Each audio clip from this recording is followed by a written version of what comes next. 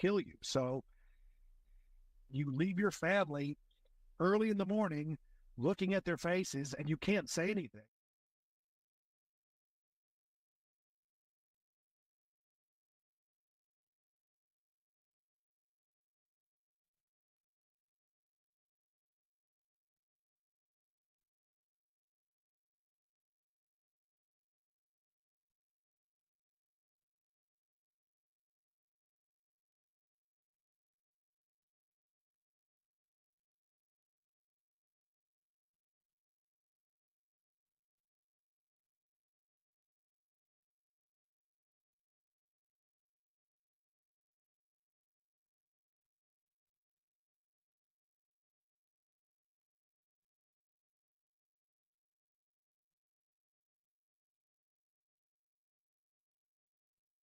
Going to make people want to do crazier stunts or do, yeah, maybe because I'm sure every Tom Cruise movie would get nominated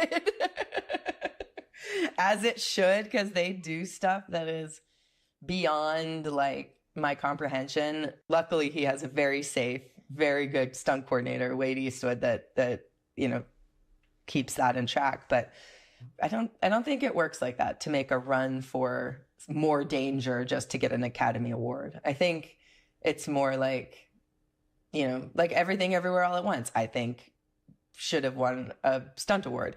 Like, that was so creative and interesting and unique. So if it breeds creativity, great. But I don't believe, there's no stunt coordinator that's like, yeah, I'm gonna like try to hurt somebody. Like, that's the opposite of our job. I wanted to talk to the CEO of the Academy of Motion Picture Arts and Sciences, Bill Kramer. But I was told by his communications department that they were unable to set up an interview for the moment. In an email, though, they said stunt coordinators are, quote, a deeply respected part of our membership, and explained that historically, new awards evolve from the Academy's various branches. There are 18 of them, one for cinematographers, one for writers, one for film editors, to name a few. Oscar categories correspond to the branches. So the thing is, up until last year, stunt coordinators didn't have a branch, but now they've got a production and technology branch. It's one of the reasons Jack is encouraged, but at the same time, he points out that this arm of the Academy is not actually dedicated to stunt people. It's more of a mishmash of folks, including script supervisors, choreographers, associate producers, etc., etc. And according to Jack, everybody is vying for their own award. Bottom line, he says, if the Academy wanted to give stunt designers a category, it could do it tomorrow. If I was the head of the Academy, I would stand up and I'd be like, we apologize for not recognizing you. We've always recognized you under the radar. Here you go. I hope the Academy understands that people are putting their lives on the line for the public's enjoyment. And making sacrifices, Kurt Kayowet says, that the public never hears about. Head injuries have always been our biggest problem because we're performing these things without helmets, of course. We didn't even used to wear helmets in rehearsals. We didn't even know better. We're like, I don't know. We don't wear it on the day, so why would we do it now? So head injuries have plagued us. He says it's well known in the industry that performers will keep concussions and other injuries quiet for fear of not getting work. And they all, Jack, Monique, and Kirk, know performers who have been killed or permanently injured. One of my best friends, my best friend at the time of the accident, had a safety wire fail and he fell 33 feet headfirst into a concrete parking lot. It was really a miracle that he lived. It was awful. Yeah, he had so many blood transfusions.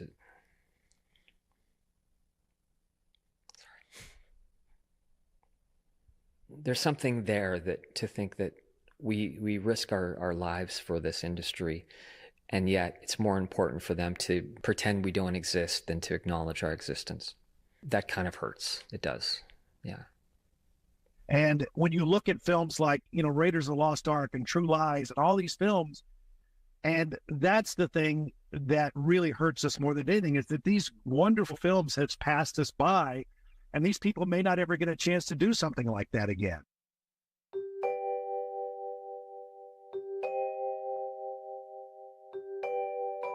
That's all for Storylines for this week. Today's episode was produced by me, Joan Weber, with help from Julia Poggle. This documentary originally aired a year ago on the Sunday magazine. If you enjoyed today's show, and I hope you did, please check out our podcast. You can find Storylines on CBC Listen, Spotify, Apple, Google, and everywhere you get your podcasts.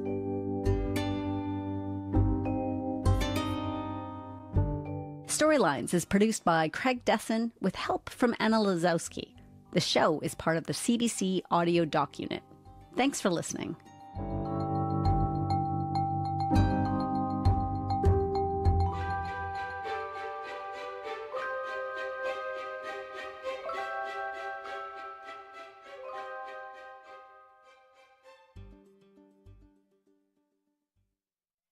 You're listening to CBC Radio 1. CBC, always here for Canada. Listen up to groundbreaking sounds. Listen up to new and emerging artists. Listen up to what's happening with your favorite musicians. Subscribe now to CBC Music's newsletter, Listen Up. Keep tabs on everything happening in music. News, exclusive live performances, the best new songs, and so much more. Subscribe now at cbc.ca/listenup. We carry a world of information in our pockets because we want to know. It's news you can trust, delivered when you want and where you want on Canada's News app. Now with CBC Radio 1, local and live. This is CBC News. Good afternoon. I'm Julie Buckingham. At 12 o'clock, it's mostly cloudy and -7 in downtown Winnipeg. We will see the sun a bit today with a high of -1. Manitoba MLAs are returning to the legislative chamber this afternoon. The spring sitting is underway amid a new trade war that could wreak havoc on Manitoba's economy. CBC's Ian Fraze reports. Tariffs aren't expected to feature prominently in question period this spring. Premier Wabkanu said yesterday the trade war is a serious economic headwind for his government to endure. He's previously said Manitoba was preparing for this, making a version of the provincial budget that accounts for tariffs. The release of that budget will be a highlight of the spring session. So too are the new laws up for debate. We expect legislation to enshrine the school nutrition program into law, and another making it harder for landlords to raise rents above provincial guidelines. Ian Fraze, CBC News, Winnipeg. The phone call between Prime Minister Justin Trudeau and President Trump has happened, although we don't know yet what, if anything, came from it. The conversation comes after another 24 hours of mixed tariff messages from the Trump administration. His senior trade advisor, Peter Navarro, is talking tough on Canada, echoing Trump's rhetoric. They stick it to us on lumber, they stick it to us on dairy, they stick it to us a wide variety of products. And the president will not tolerate that anymore.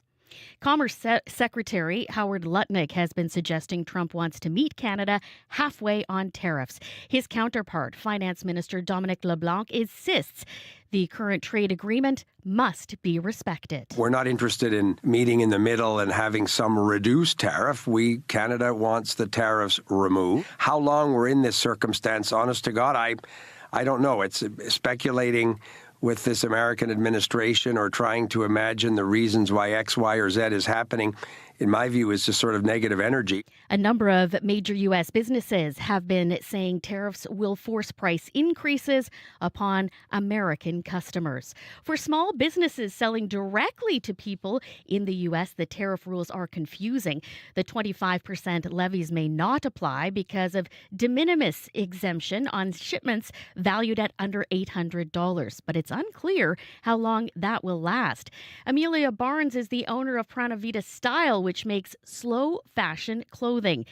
50% of her business is to U.S. customers. Quite uncertain right now, especially with the $800 de minimis. Like, how long is the exception going to last? Is it going to last maybe, a few weeks, maybe a month or two? For me, it does really matter because my business often does pre-sales to produce because we are a smaller business and we'd want to make sure that we're not overproducing. Barnes says her U.S. customers tell her they want to continue to support her even if the tariffs will apply to her shipments. It's like a ghost town. That's how the owner of the Emerson Duty Free Shop at the Canada-U.S. border describes the highway leading to that crossing. Simon Resch says trucks are usually lined up. Dozens, sometimes by the hundreds, waiting to export from Manitoba into the United States. And so far this morning, it was the same thing yesterday. I've been here now for a couple of hours and I've counted 2 trucks leaving Manitoba. That is unprecedented. We have never seen that. Resch says there was more traffic during the COVID pandemic border closure and restrictions. He says it may take time, even years, but he hopes people will travel again south of the border.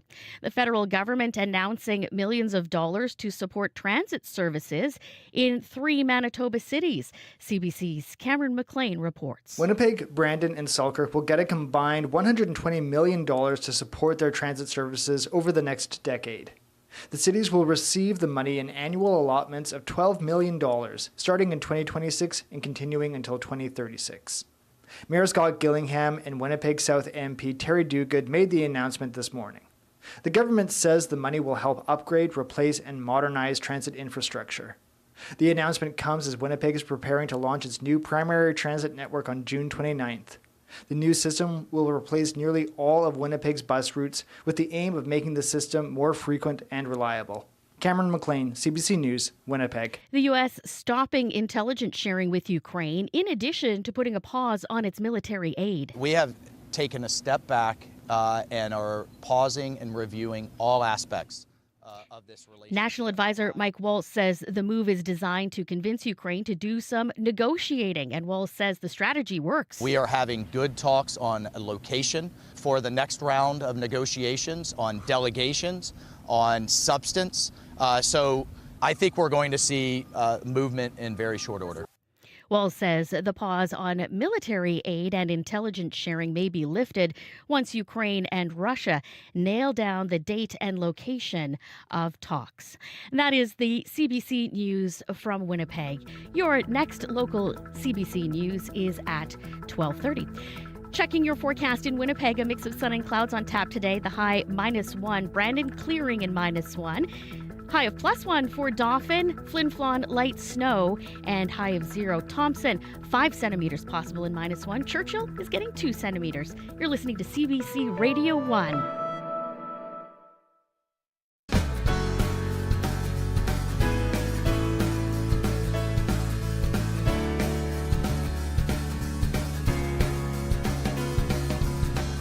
Good afternoon, Manitoba. You're listening to Radio Noon here on CBC Radio 1, 89.3 FM in Winnipeg, 97.9 FM in Brandon on the CBC Listen app and streaming on CBC Manitoba's YouTube channel. I'm Marjorie Dowhouse. Here's what's coming up on the show today. During our call-in segment, have you noticed hearing loss or changes, but you're not sure what to do? We're going to take your questions after 12:30. 2 Winnipeg audiologists will be our guests. Also on the show, if you're feeling like you need more jazz in your life, tune in for our interview coming up at 12:15 about a special event. But first up here, the province has revoked polar bear viewing vehicle permits for a Churchill ecotourism company. CBC reporter Bartley Kivas will tell us why, coming right up.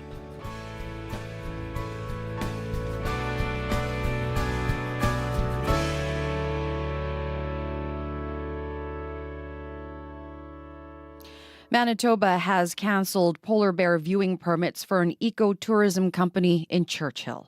Lazy Bear Expeditions is owned by PC leadership candidate Wally Doutridge.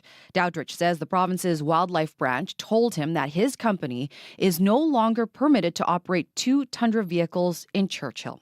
CBC's Bartley Kivas has been working on this story and joins me now in studio. Hi, Bart. Hey, how are you? I'm good. How are you doing? reasonable. Let's start off with what reason was Dowdridge given by the province's wildlife brancher as to why his permits were rescinded? Okay, first let me set the scene for you. So these are not just permits to exist. These are permits to take those big vehicles, some known under the trademark name Tundra Buggy, but basically those big Tundra vehicles that are high enough off the ground that you can take tourists to see polar bears, but polar bears can't like jump up and, well, do what bears might do in very close proximity to a human. There is an area east of Churchill called the Churchill Wildlife Management Area. It's an area between Churchill and Wapusk National Park, and it's where the tour companies have been going for years and years and years. And there used to be permits for 18 vehicles. So it was capped at 18 in 1984, and it was capped at 1984 all the way until 2020, when they added 2 permits for Wally Dowdridge's Lazy Bear Expeditions. And in a letter that was sent to Wally Dowdridge last week, the provincial wildlife branch said there's a lot of stress on polar bear populations, and we're going to be going back to the permitting level that we had up until 2020, and your 2 vehicle permits are no longer, you're not going to have any allocations for vehicles this year at all. And what did Dowdridge have to say? Well, Dowdridge has claimed that this is politically motivated. Dowdridge received the permits in 2020 when Brian Pallister was Manitoba's premier, and Dowdridge has been a donor to the Progressive Conservative Party. There were complaints at the time from the other 2 companies. Frontiers North said that this was just a big surprise, that these more permits were handed out, and the other company, Great White Bear, went to court to try to get Lazy Bear Expeditions permits taken away. But Dowdridge basically doesn't believe that there is like science involved in taking his permits away. I mean, polar bears are under increasing stress. The Western Hudson Bay population is believed to have shrunk by 50% between 1979 and 2021. The bears are getting smaller because they're not eating as much, because there's not as much ice. And polar bears pretty much only eat seals, only gain calories on that ice when there's ice on Hudson Bay. And Dowdridge basically said that he does not agree with the decision. So Churchill's biggest, best resource is healthy polar bears, and that's a discussion for Churchill and our tourism industry to have, not to arbitrarily pull permits away. Just my permits, by the way, nobody else's. So, Bartley, then who has permits in Churchill then to operate the Tundra vehicles right now? So this leaves the other 2 companies. Frontiers North has permits for 12 vehicles and Great White Bear for 6.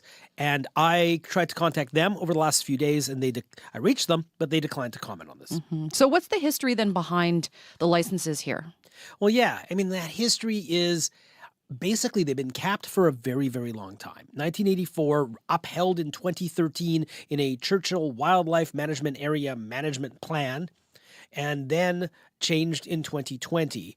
Now it's been brought back. So the allegations, I mean, it could, I am not trying to say that Mr. Dowdridge received his permit solely because he was a PC donor, but now that he is running for the leader of the Progressive Conservative Party, he is claiming that the NDP government is, quote, weaponizing, unquote, the public service there, the wildlife branch, to get at him, and that is his contention. Certainly, when this decision was made, it is in the context of this PC leadership race that is going on between Mr. Dowdridge and Abhi Khan, the Fort White MLA, and that leadership race, voting begins as soon as those ballots go out next week, and that decision on who will be the PC leader will be announced on April 26th.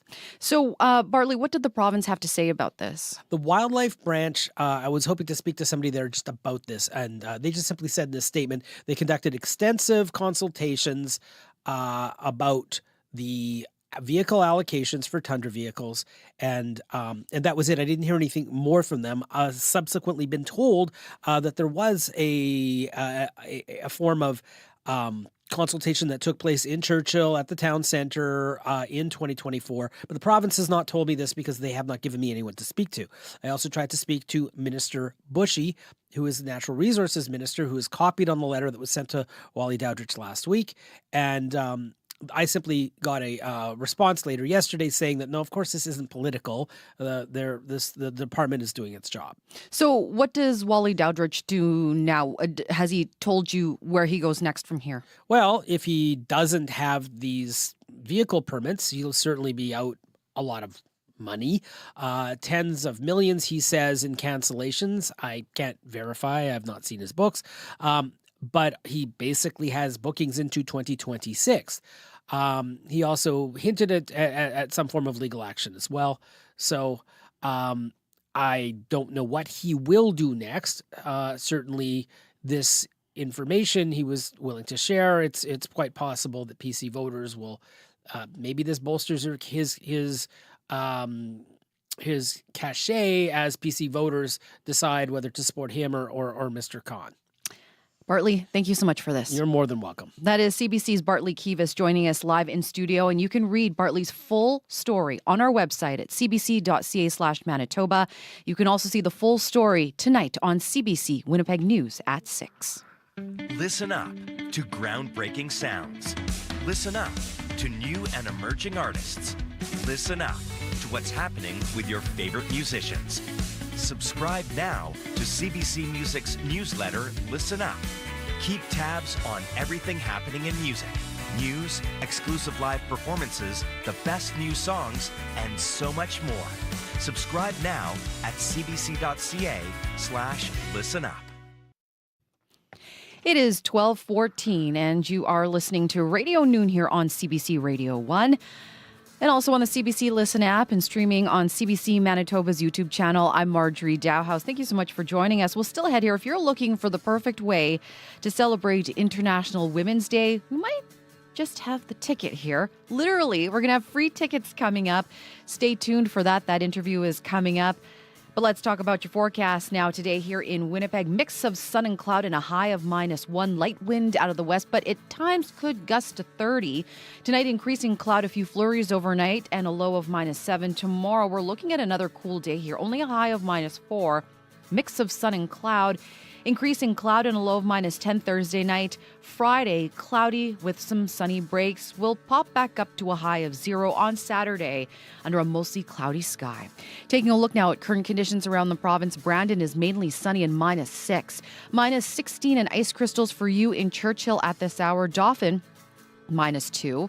Light snow being reported in Flin Flon at -2 as well. Right now, in Portage, sunny and -4. Swan River also at -4. Thompson, -4. -4 seems to be the number under a partly cloudy sky. And in Winnipeg, at the Forks, it is -5 and mostly cloudy.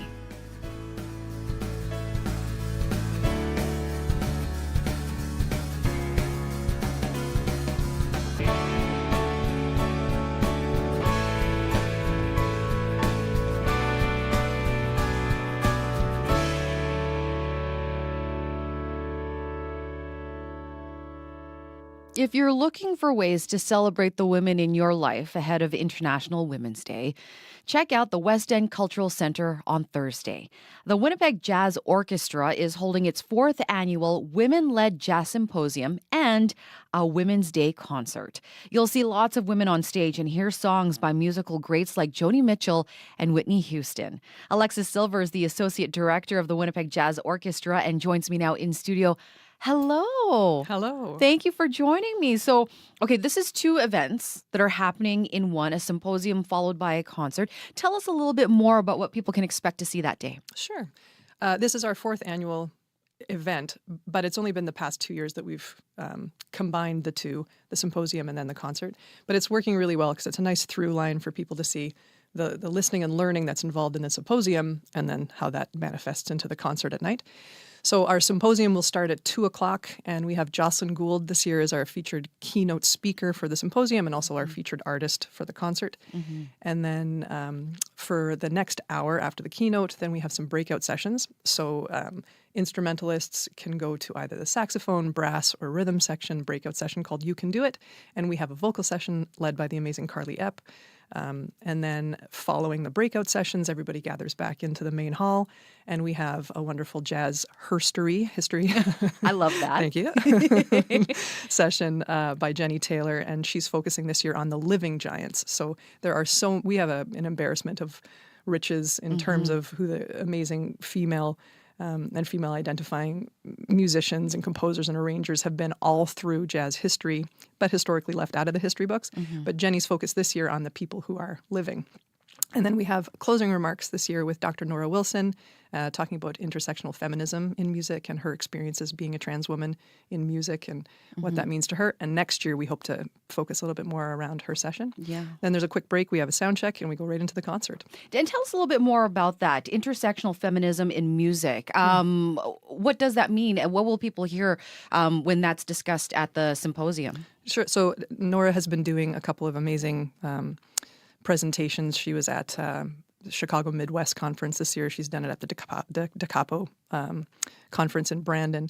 And it's her experiences, going through her musical life as Erin Wilson and then transitioning and how that has intersected and how she's had to sort of carve out a space and how she feels safe in the music program, but just her experiences with being a musician in both stories of her life. Why is it important to highlight women in jazz this way?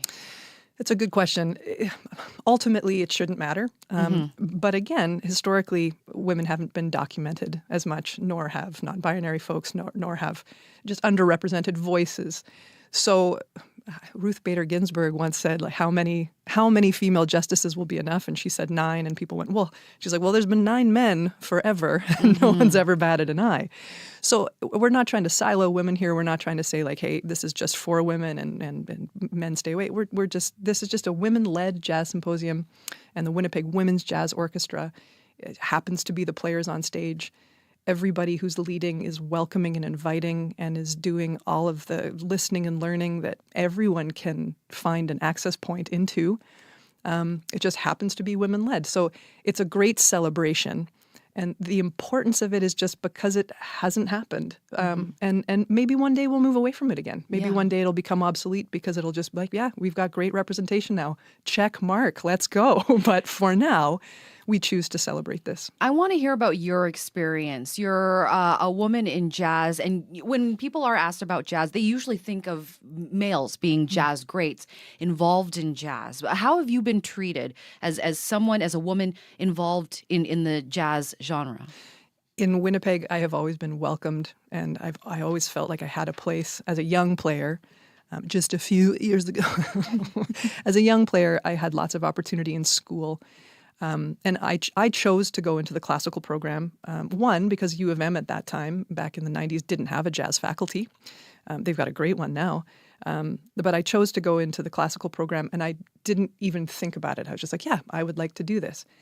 And it was sort of, I wonder what it would have looked like back, 35 years ago when I was making that decision. If I had seen more women band leaders, if I had seen more women like playing, I always knew of Janice Finley, our lead alto player. She has paved the way. And I knew of, Ella Fitzgerald and Billie Holiday and stuff, but I didn't see in front of me as I was making decisions on what I wanted to study and what I wanted to do with my musical life. I didn't see representation of women in jazz. And so it didn't even occur to me, even though I totally felt welcomed and played in jazz bands and hung out with everybody. But when I went to university, it just seemed like classical music was the way to go, and jazz came to me a little bit later. So how do you grow the number of women, of females involved in jazz? What kind of efforts are underway to do that? This, for one, I think it's more on people's minds now to include more underrepresented voices. Winnipeg Jazz Orchestra has a very good mission statement towards diversity, equity, and inclusion. And in the world today, right now, when DEI is being taken away to our lovely neighbors in the South, it's so crucial that we keep moving forward here. So an event like tomorrow's, where students and jazz enthusiasts and people who just love jazz get to come together and just listen and learn and hang out and experience jazz, which is then followed by people getting to just see this amazing group of women who can really shed. These women can play. That is going to be, I think, inspirational for people who are in the audience, and that will create more space for everybody's voice to be heard moving forward. Alexis, this event has been happening in various forms now. You mentioned for 4 years. How have women, how have girls, how have people responded to it? We had an amazing email last year from one of the students who is in the Young Women in Jazz Ensemble. So they're going to be our pre-concert. So a bunch of high school students, girls, female-identifying, non-binary students are going to come together and form a young ensemble. And last year was our pilot of that. And we also had Karen Carlson, who's our lead trombone player and amazing composer and arranger for the Winnipeg Jazz Orchestra. She arranged a tune, or wrote a tune that then the Young Women in Jazz Ensemble played. And so we got an email from this young person saying, I found today so inspiring, but it also showed me that there is a path for me, because she got to meet Karen, she got to play the tune, she got to work with a whole bunch of people, and then she got to see Karen play at night. So it was like, well, of course I can do it. Look, it's right here in front of me. So that was pretty impactful to see the complete through line of, I'm going to try this thing. I'm a student. Oh, hold on. There's the composer. Oh, wait, the composer's playing. Everything just sort of fell into place. And you see it happen. So you just trust that you can too. Yeah. When you get an email like that, when you hear that kind of response, I mean, how does it make you feel? The best. I'm a school teacher. So whenever somebody says thank you, and a mother, so when somebody says thank you, that meant a lot. It makes your heart grow. Absolutely. Well, it sounds like an amazing event. I want to thank you so much, Alexis, for joining us today here on the show. Thank you so much for having me. Alexis Silver is Associate Director of the Winnipeg Jazz Orchestra, and will be conducting the concert on Thursday night. For tickets or more info, you can visit their website, winnipegjazzorchestra.com. And guess what? We have 2 pairs of tickets to give away. Now, for a chance to win, you have to email us here before the show. Our email is win@cbc.ca. Again, win@cbc.ca. And we will announce winners at the end of the show. And to get you into that spirit for the concert, here is Joni Mitchell with Case of You.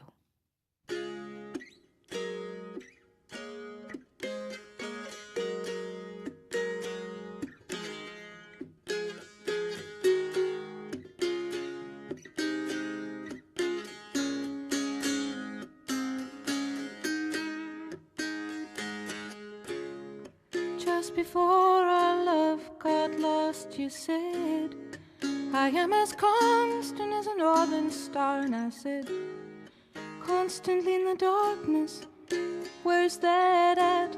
If you want me, I'll be in the bar.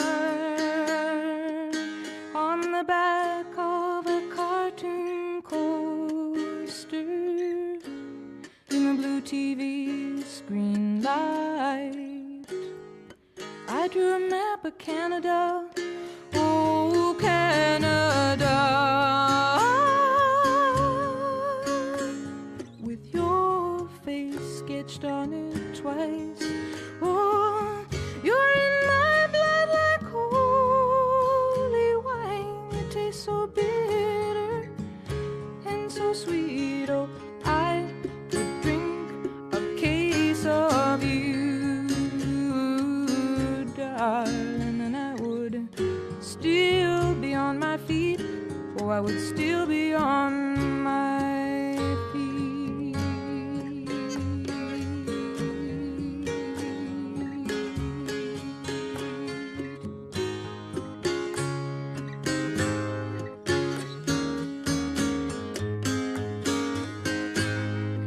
I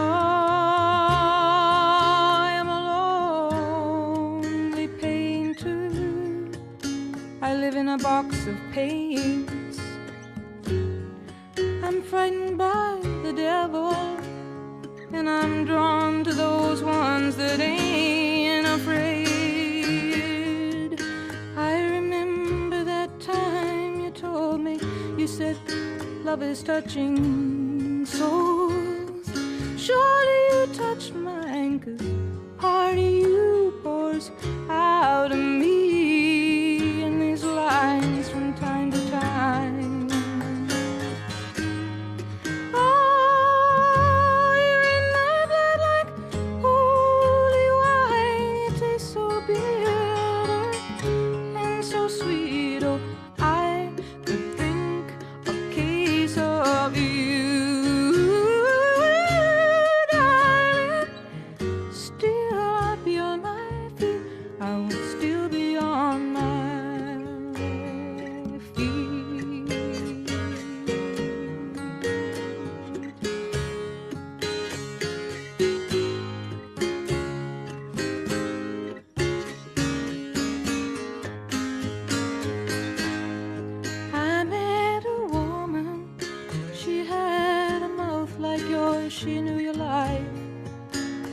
your devils and your deeds. And she said, go to him, stay with him if you can, but be prepared to bleed.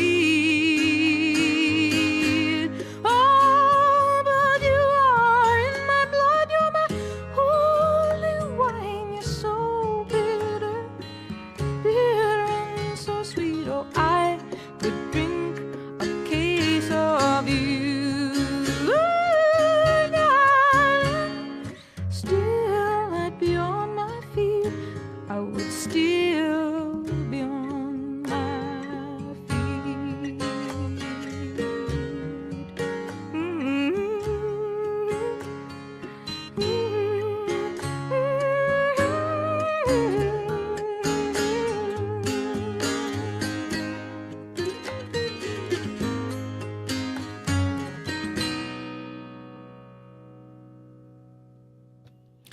That is Joni Mitchell with Case of You. And again, we have 2 tickets to the event coming up there on Friday. You can email us, win@cbc.ca, win@cbc.ca. We will announce winners by the end of the show.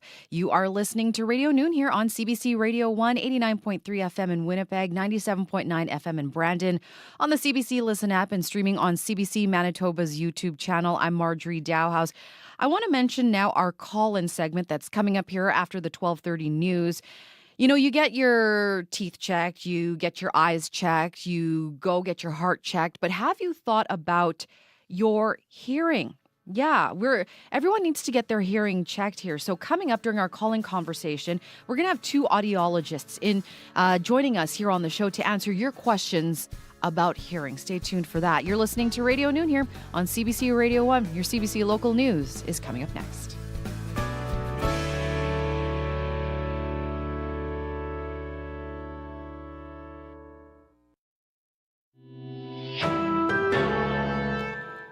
This is CBC News. Good afternoon. I'm Julie Buckingham. In downtown Winnipeg at 12:30, it's mainly cloudy and -6 degrees. A mix of sun and clouds today with a high on the way of -1. Manitoba MLAs are back at it this afternoon. It is the spring session in the Legislative Chamber. Obviously, the trade war is expected to top the agenda in question period. The Premier has said his government has been preparing to budget to account for the tariffs. We should see the school nutrition program enacted into law and rules which make it harder for landlords to raise rents above provincial guidelines. Confusion over tariffs and who they apply to is challenging some small Manitoba businesses.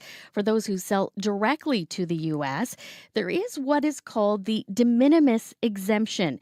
That means anything under $800 is tariff-free, but it's unclear how long that will last. Amelia Barnes owns Prana Vita Style. She makes clothing in her home, and half of her customers are in the States. She says she's been open with them about how she can't say if and when the tariffs will be applied. And the response that I've been getting has been overwhelmingly positive, which really reassures me. Like, even my American customers have said that they would love to still continue supporting. And I've had other U.S.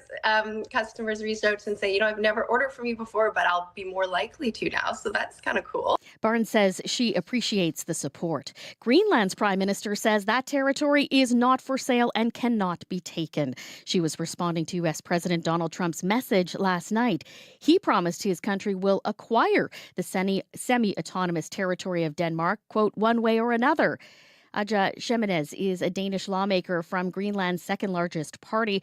She says Trump's threat to seize control of her homeland is disrespectful. The future of Greenland is completely up to us, and I think that's something that the U.S. administration is really trying to understand now.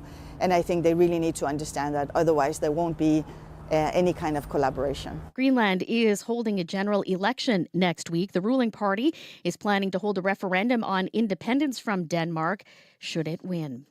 A 56-year-old man dying in a Winnipeg hotel after being seriously injured by 5 dogs in southwest Manitoba.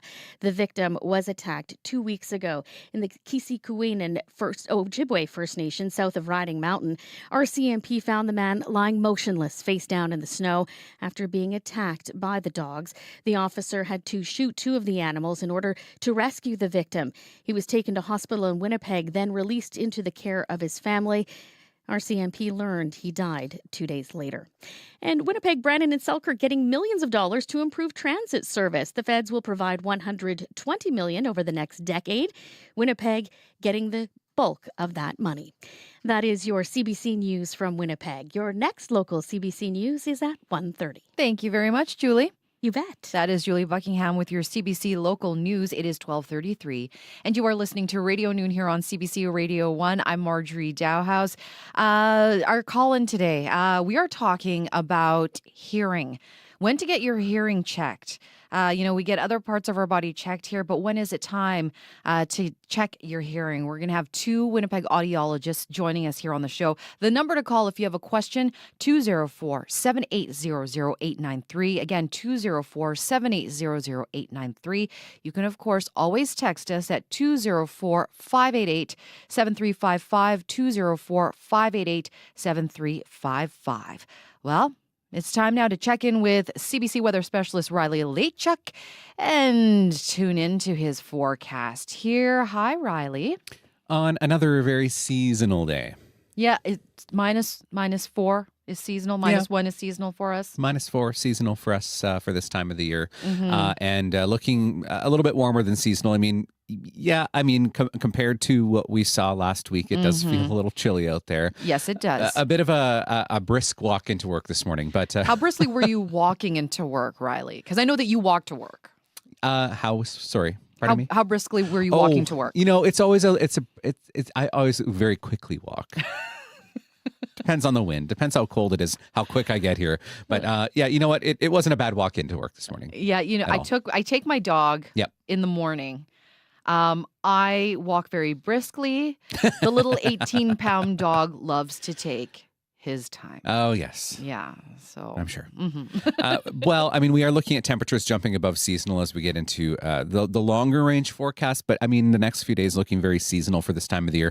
-6 in Winnipeg and Brandon at the moment. Dauphin's at -2. Thompson at -4. So really much of the province under some warmth. A mainly sunny sky. A few clouds really across the south at the moment. We are seeing a bit of cloud in the north.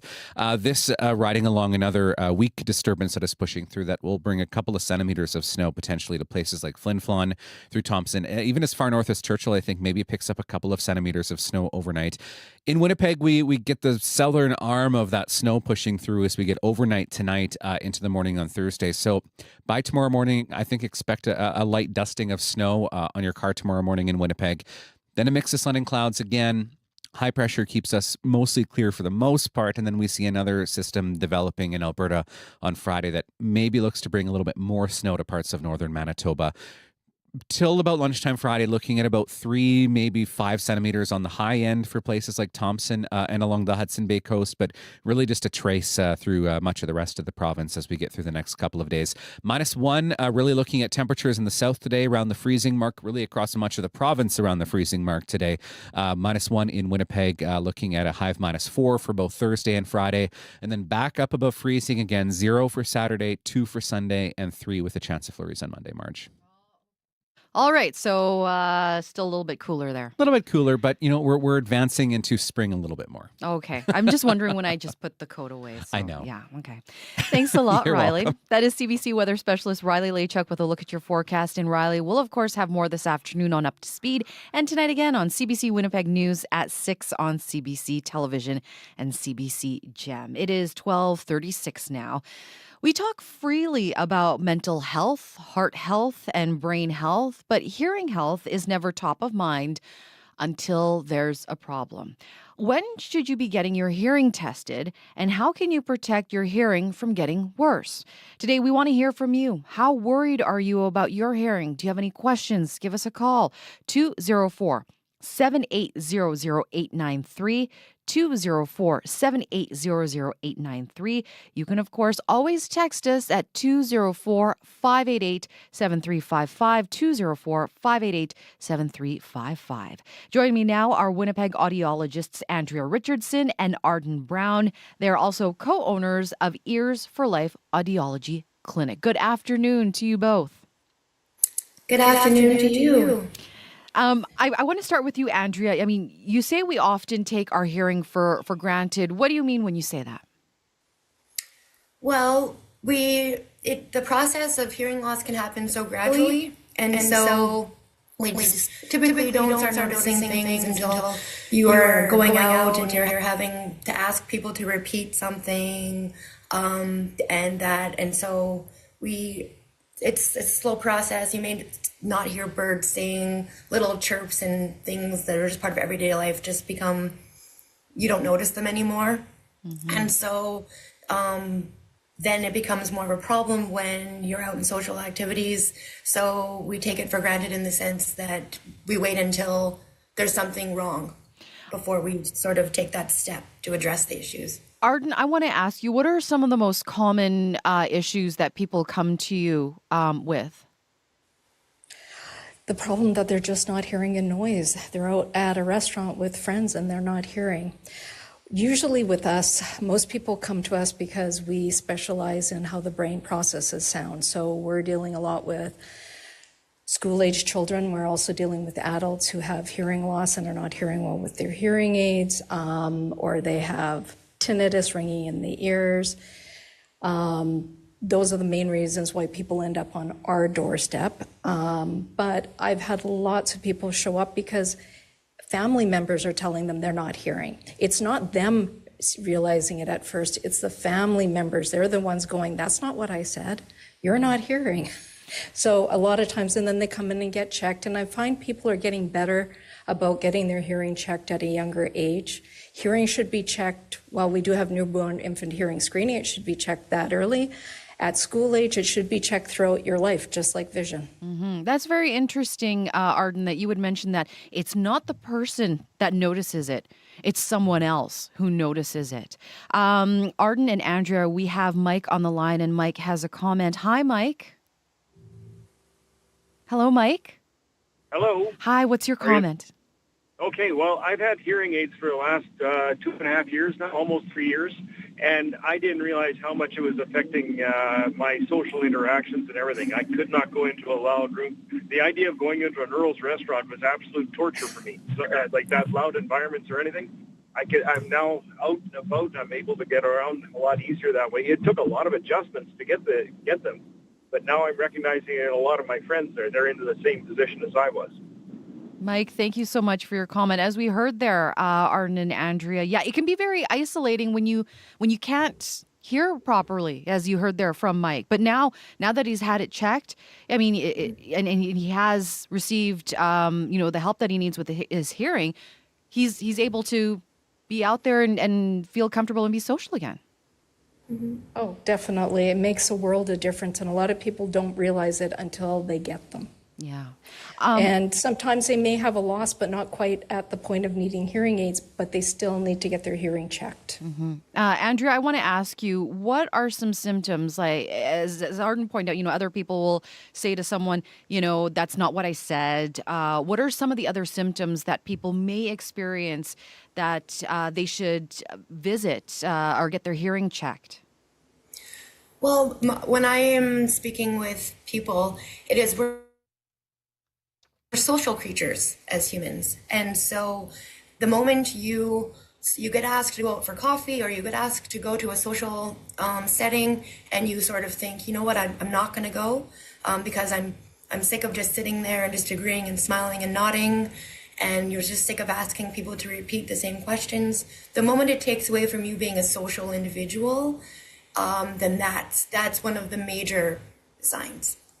We are speaking with Andrea Richardson and Arden Brown from Ears for Life Audiology Clinic. We're talking about getting your hearing tested. If you want to give a comment or you have a question for Andrea or Arden, here's the number to call, 204-780-0893. You can also text us at 204-588-7355. Arden, do you find that people tend to wait too long to get their hearing checked?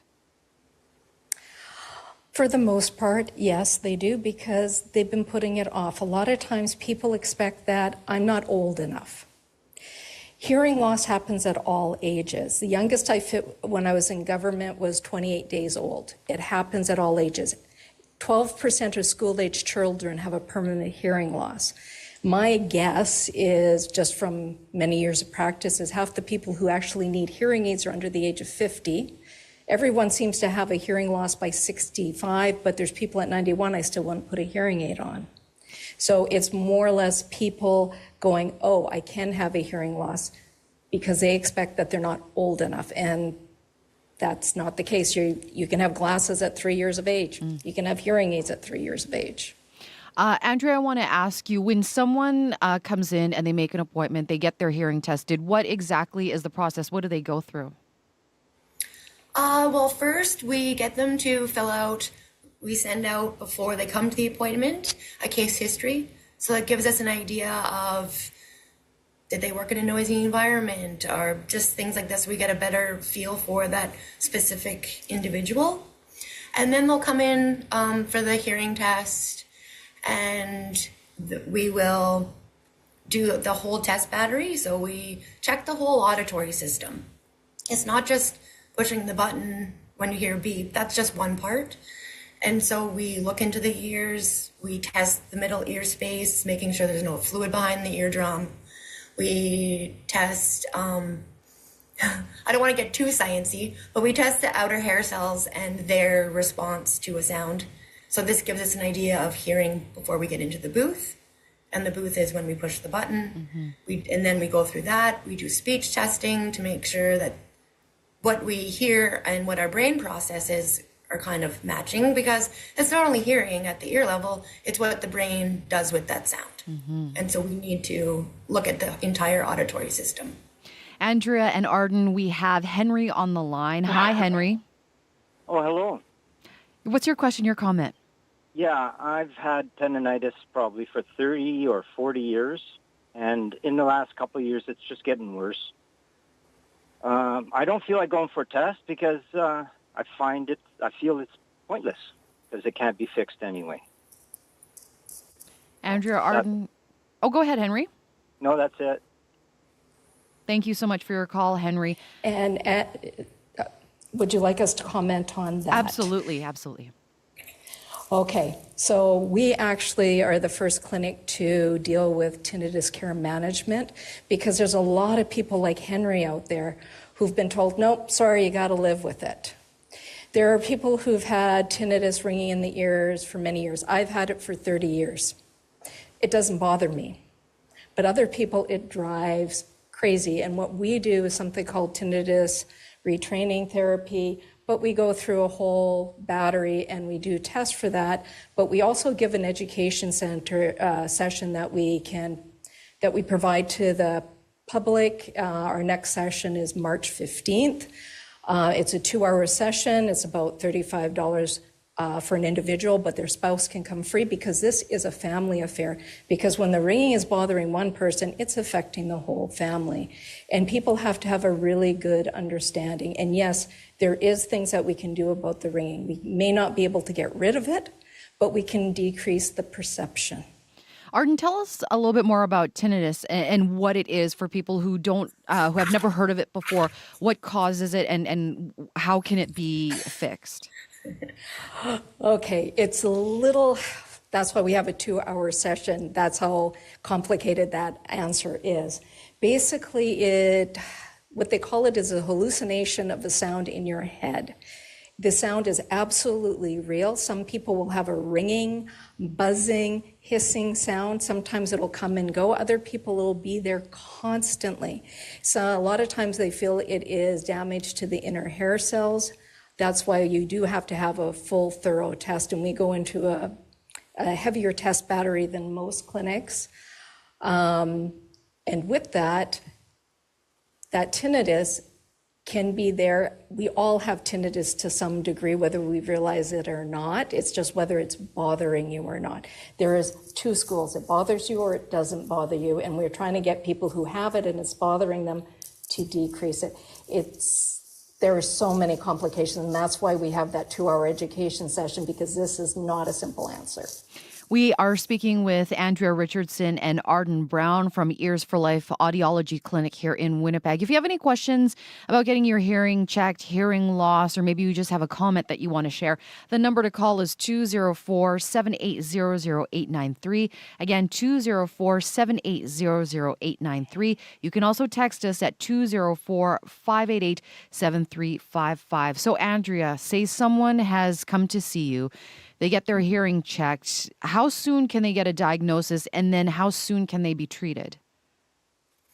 For hearing loss, we allow enough time in that initial appointment to go over the complete test battery and explain it in a manner that the person is going to understand and be able to relate to. And for the appointments, it would be great if a +1 can come to the appointment, because 4 ears are better than 2.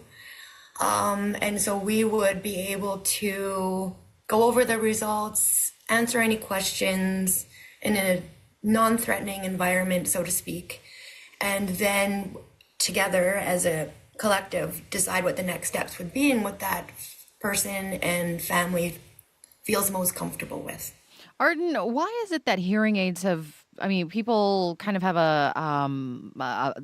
hearing aids have received a bad rap, that there's a stigma around it? What would you say to that? Oh, yeah, no, we've all heard it. You have to realize the old hearing aids were very loud, kind of obnoxious. When I first started, I had a screwdriver to adjust treble. Now they're all computerized and we can adjust even minor frequencies in the soft sounds or loud sounds. But a lot of people, what happens is they have a nerve loss. And when you have a nerve loss, it is basically things are not clear. It's not like glasses where we put them on you and the world's brand new again. No, there's nerve damage, so your clarity of speech can be down. So when you put on the hearing aid, you're expecting the world to be brand new. It is not. We have to retrain the brain with the hearing aids to get over the hump. It takes about 4 to 6 weeks to rewire the brain initially. That's why all hearing aid trials, no matter who you're with, are at least 60 days. That's the 2 month to get you over that hump. But the thing is, what you have to do is wear it full time from first thing in the morning till you go to bed at night. If you're putting it on every once in a while, it's like the first day you put it on every single time. Mm-hmm. That's part of when you get hearing aids, is that counseling so that you know what to expect. But a lot of people may not have heard it or didn't like it, and they throw them in a drawer, and then all of a sudden they tell their friend, oh no, you don't want them, they're horrible. No, they're actually really good. There's so many people like that first caller who've had wonderful experiences, and the hearing aid sounds so much better than they used to be. Running water actually sounds like running water now. It did not. Mm-hmm. So I can understand where the bad rap came from, but things have improved so much. We're getting quite a few calls now, Andrea and Arden. We have Lisa on the line. Hi, Lisa. Welcome to the show. Hi there. I just wanted to ask a little bit more about sudden hearing loss and tinnitus that just kicks in within like a nanosecond. I mean, that happened to my husband 3 years in May, just watching a TV show, and both his hearing just was gone. And we didn't treat it as an emergency. And then I'm just kind of hearing that it is an emergency, and he had to have the needles in his ears and all those kinds of things, and trying to fix, again, hearing aids. I just was listening to what your the audiologist was saying. But I just kind of want to get that addressed a little bit, and what people should do, because it seems like that has happened just so rapidly and not a slow hearing loss, and what kind of more tests should be done. We have seen an audiologist and a hearing specialist, and nothing's really happened. So anyway, that was just kind of my comment, half question. Thank you so much, Lisa. Arden, Arden or Andrew, you want to comment on that? With sudden hearing loss, that is something that you can't just put aside. You should definitely get that checked out immediately. That without going into more reasoning, that's just anything sudden that comes out of nowhere should be treated as an emergency. And so with regards to the tinnitus, maybe that her husband is experiencing, without knowing the full case, the best thing would be to go back into and ask more questions. Has there been a referral to an ear, nose, and throat specialist?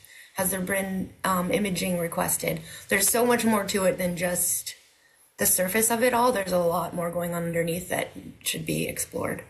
Arden, do you have anything else to add? Yeah, I do. I've seen this many times, and it actually happened to my nephew. He was 15, sitting in his biology class, and all of a sudden his hearing dropped and he got ringing. Luckily, Auntie tested him right away, and we got him down into children's, and they called the ENT. So he got on the steroid treatment because you only have a very small window to get on that steroid treatment. The hearing, for the most part, came almost all the way back, but he was left with ringing. It doesn't bother him. He just plays music and stuff if it is getting loud. But this isn't uncommon. It is something that you have to go to the emergency room for. A lot of times, if you can get in to see an audiologist or a hearing instrument practitioner to get a hearing test first, because then the ER doc isn't going, oh, you just have an ear infection. And they may not treat it appropriately. Let's go to Donna now. Hi, Donna. Hi. What's your question? I'm wondering, is there a way to unplug the eustachian tube? There's no wax in my one ear, but it constantly feels like it's plugged. Arden, go ahead. You want to know what? The eustachian, that plug sensation a lot of times is actually a sign of a hearing loss. I know it. I have a hearing loss in one ear. I just want to shake that ear loose. It's not going to come loose. Get your hearing tested. They will tell you if the eustachian tube is functioning. That's part of the test battery. Is us, as Andrea was saying, we test to see how well the eardrum is moving in bones. That tells us if the eustachian tube is functioning. And there is no great way to open it. That is more of a question for an otolaryngologist in ENT. Thank you very much, Arden. We have Karen joining us now. Hi, Karen. What's your question? Hi. My question is, audiologists in Ontario anyway, will do an ear cleaning service, which you pay for, and which is fine, but it's very invasive. It's not like the way it was done in a doctor's office. And I'll confess, I work by myself, and I'm an addict of earbuds. So, I need this service. And I'm wondering what you think about that. What type of service did you have? Was it a suction or a water removal? No, it's suction, and some of them do a variation on that, which is sort of a spiral, if you can imagine that. Yep. Mm-hmm. No, we're both trained in earwax removal, and actually that is the best way to do it. The rinsing is not, so you're actually getting it done the proper way. Thank you so much for your call, Karen. We have Bernadette joining us now. Hi, Bernadette. Hi. I have a question, please, of where to get started. I definitely have a hearing loss, but I've been putting it off because I know hearing aids are very expensive. So it's an investment, and it's not usually a one appointment situation. However, if you Google for Winnipeg, there are some places under hearing aids that do not have an audiologist, and some don't. I don't know why, but anyway. And also, I've done a little bit of scouting. Some places will offer a hearing test, but you are expected to get the hearing aid there. Or if you want the prescription or the results of the test, you have to pay for it. And some will definitely not do the hearing test if you don't get the hearing aid there. So where to start? And there's quite a range in prices, it seems. And just talking to friends, people, some people have gone to Costco, some have great references for here and there, but there's quite a range of prices up to somebody said $6,000 or $8,000 for a pair. So where do you get started, and how do you know if you can trust these? No? Thank you so much, Bernard. As you heard there, where do you even start? My advice is you want to feel comfortable with the clinic or the person that you're dealing with. That's the number one. You want to feel like you can ask all the questions, that you're in a safe environment, because I agree. Yes, it can be very overwhelming, and there's so much out there, and there's so much to weed through. So that's the number one thing, is feeling comfortable. Bring someone with you, if that's possible, so that you don't feel like you have to remember all this information all on your own and make all these big decisions. Because it is a big decision. It is a big investment, and you just want to feel that you feel supported all the way through the whole process. That's the number one thing. Thank you so much, Andrea. I'm sorry to cut you off, but we have sorry. that's okay. We have about a minute left here in the show. I want to thank you both, Andrea and Arden, for joining us here on Radio Noon. And thank you so much to everyone who's called and had comments. We had some great response. So again, thank you so much, Andrea and Arden. Thank you, Marjorie. It was wonderful. Andrea Richardson and Arden Brown are the co-owners of Ears for Life Audiology Clinic here in Winnipeg. Well, Faith Lindahl, host of Up to Speed, joins me now in studio. Hi, Faith. Marge, the tariffs can be pretty overwhelming and confusing. We're going to get reaction and some more details to help folks figure out how to manage all this tariff talk on the show today. Thank you so much, Faith. That is Faith Lindahl, host of Up to Speed. Tune in this afternoon starting at 3 o'clock. Well, thank you for tuning in, and thanks so much to our hardworking crew. Our tech is May McKillop, director Sierra Sanders, producer Wendy Parker, associate producer Carmen Ponto, and YouTube live streamer is Travis Peterson. I'm Marjorie Dowhouse. Enjoy the rest of your day. We'll talk to you again tomorrow.